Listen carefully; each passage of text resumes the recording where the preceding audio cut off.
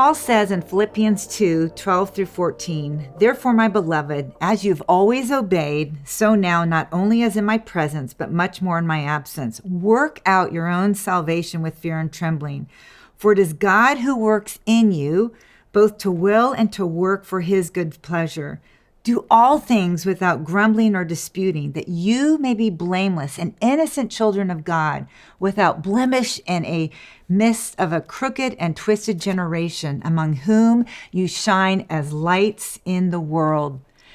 Recently, I spent a few days with some extended family, and it reminded me of something they said after spending time together.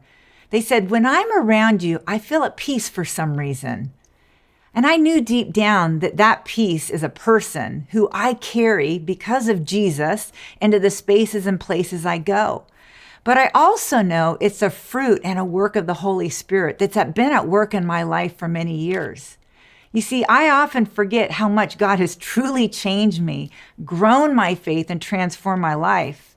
It's so easy for us to look at other Christians and think, wow, they're so much further along than I am. But spend a little time around people who don't know Jesus well, and you start to realize just how much his grace has transformed you. And it's not pride, it's just gratitude. Gratitude for the slow and steady work of God's power at work in my life, and hopefully yours as well.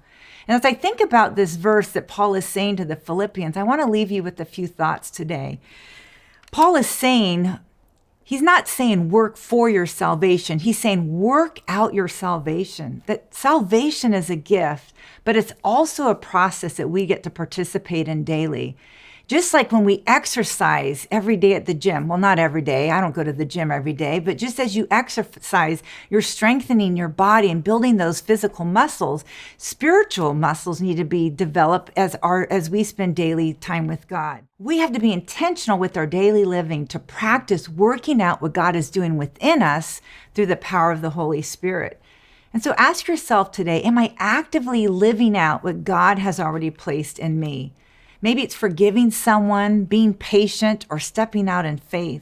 Whatever it is, let what God is doing inside be revealed on the outside as you respond in obedience. The second thing is found in verse 13.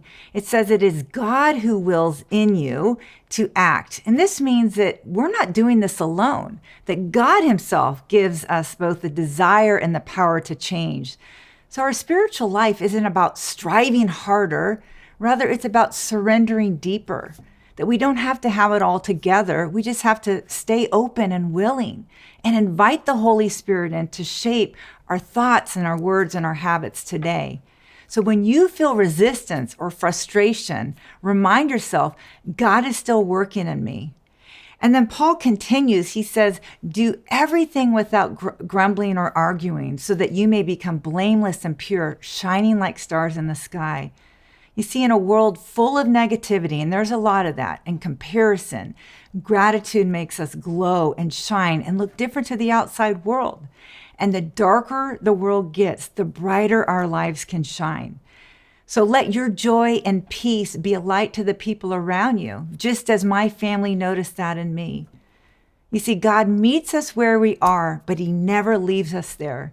So as you work out what he's already worked in, remember that your growth, your obedience, and joy, they're not just for you. They're living proof that Jesus is alive and he is in the business of transforming lives, starting with yours.